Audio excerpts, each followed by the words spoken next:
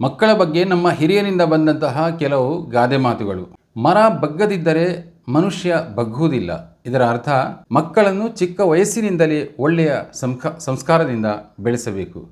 ಗಿಡವಾಗಿ ಬಗ್ಗದ್ದು ಮರವಾಗಿ ಬಾಗದು. ಇದರ ಅರ್ಥ ಬಾಲ್ಯದಲ್ಲಿ ಕಲಿಯದ ಗುಣವನ್ನು ನಂತರ ಬೆಳೆಸುವುದು ಕಷ್ಟ. ಬಾಲ್ಯದಲ್ಲಿನ ವಿದ್ಯೆ ಬಂಡೆಯ ಮೇಲಿನ ಕೆತ್ತನೆ. ಇದರ ಅರ್ಥ ಬಾಲ್ಯದಲ್ಲಿ ಕಲಿತದ್ದು ಜೀವನ ಪೂರ್ತಿ ನೆನಪಿರುತ್ತದೆ. ಮಗು ಮನಸ್ಸು ಮಣ್ಣಿನಂತೆ. ಇದರ ಅರ್ಥ ಮಕ್ಕಳ ಮನಸ್ಸನ್ನು ಹೇಗೆ ರೂಪಿಸಿದರೂ ಅದು ಹಾಗೆಯೇ ಬೆಳೆಯುತ್ತದೆ. ತಾಯಿಯೇ ಮೊದಲ ಗುರು. ಇದರ ಅರ್ಥ ಮಗುವಿನ ಮೊದಲ ಶಿಕ್ಷಣ ಮನೆಯಿಂದಲೇ ಆರಂಭವಾಗುತ್ತದೆ. ಕಲಿತವನು ಬೆಳೆಯುವನು. ಇದರ ಅರ್ಥ ಶಿಕ್ಷಣ ಮತ್ತು ಜ್ಞಾನವೇ ಮಗುವಿನ ಭವಿಷ್ಯವನ್ನು ಉತ್ತಮಗೊಳಿಸುತ್ತದೆ. ಒಳ್ಳೆಯ ಸಂಘ ಒಳ್ಳೆಯ ಗುಣ.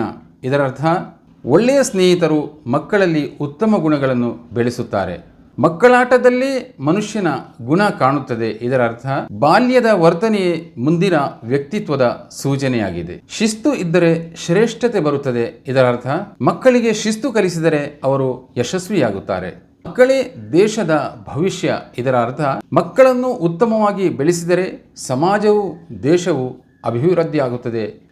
ಎಂತಹ ಸ್ಫೂರ್ತಿದಾಯಕ ಗಾದೆ ಮಾತುಗಳು ನೋಡಿ. ಆತ್ಮೀಯರೇ, ತಮಗೆ ಇದು ಇಷ್ಟವಾದರೆ ಲೈಕ್ ಮಾಡಿ ಹಾಗೂ ತಮ್ಮ ಸಹೋದರರೊಡನೆ ಇದನ್ನು ಹಂಚಿಕೊಳ್ಳಿ.